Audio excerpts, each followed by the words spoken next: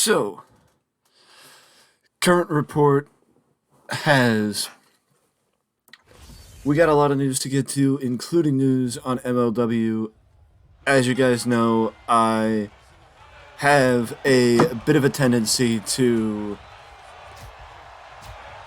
want to talk about stuff that maybe not all news reporters, news media, whatever you want to call it, speak about, because it gives me the opportunity to be a little bit different and a little bit unique. And that's what we're going to get to in probably the next news video. But the reason why the Usos are defending the titles separately, it is pretty interesting, and it is one of the reasons why I think everybody is gravitating toward loving Triple H in creative and has such fear of the idea of Triple H losing his space of creative. And, the reason is because Triple H thought it was Triple H's doing. And basically Triple H's thought process on the matter is that it gives the fans just that more ability to doubt if the Usos are going to lose the titles, because it doesn't force the Usos to have to lose both sets of championships. It allows them to just lose one. You know what I mean? And because it just allows them to lose one, it raises the question of, could they lose one, keep the other, and then still be champion? You know what I mean? And that's why the Usos are defending one set of tag team titles instead of both sets of tag team titles recently, as they are defending the SmackDown tag team titles against the winners of the tag team tournament, and the Raw tag team titles against the Judgment Day.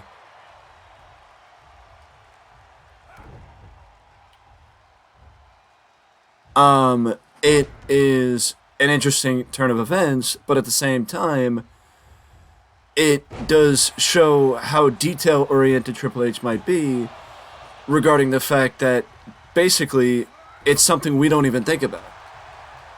Because it does give you the ability to see that the Usos may, it does give you, prompt a small detail of, would the Usos be more likely to lose one set of tag team titles instead of both? You know what I mean? So it is an interesting turn of events and an interesting question, because the reality is, would that be more possible?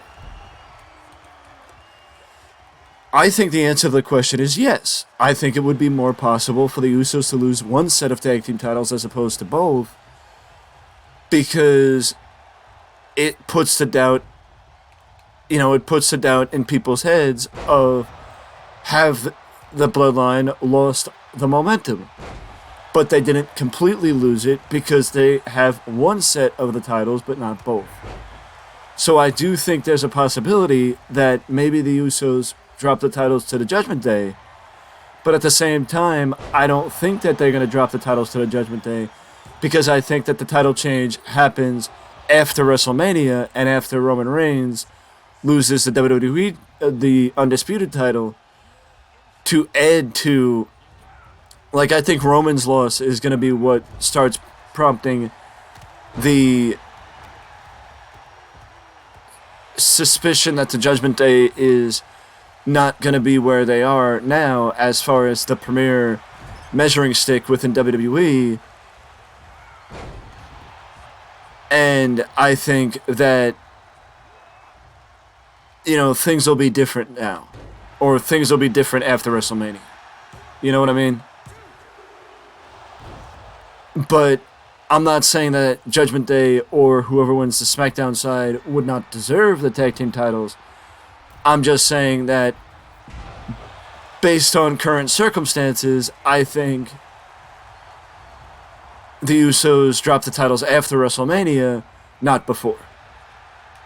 But speaking of the road to WrestleMania, But speaking of the road to WrestleMania, there has been some Royal Rumble plans put together, I believe, through Fightful Select, and the plans are as followed. It is that WWE is going the route of more non-traditional returns, which to me, I kind of agree with Cultaholic on this, that it basically just means that WWE is going to go the route of maybe sort of the MVP type returns, you know, where the guy returns but also maintains some status within the company for the future after his return, as opposed to leaving, you know, coming back for one night and then leaving right after. That's just my opinion, though. As far as the women's division, I think this is an interesting note that it doesn't seem like a lot of people will be returning for the Women's Royal Rumble, and that they may be leaning a little bit more heavy on NXT than they normally do, which is good because they've done things to try and improve the women's roster and the depth on the women's side in the last couple of months since Triple H returned. And I also just want to mention, before we go, a heel turn on Rampage that is going to leave us more intrigued than we have been for Rampage in the last couple of months, and that is Eddie Kingston has seemingly turned heel on Ortiz and sided with the House of Black, or done exactly what the House of Black has wanted, as Excalibur said. So that's something that we got to keep an eye on over the next couple of weeks to see what happens with Eddie Kingston, Ortiz, and the House of Black, because Eddie Kingston attacked Ortiz with a steel chair, or whacked Ortiz with a steel chair on Rampage last night. So that was an interesting turn of events that is going to leave us asking more questions than answers, or with more questions than answers, and something that I'm sure will make us tune in next week to see what happens next. But with that being said, it's up for the next news video, so stay tuned for that, and I will see you then.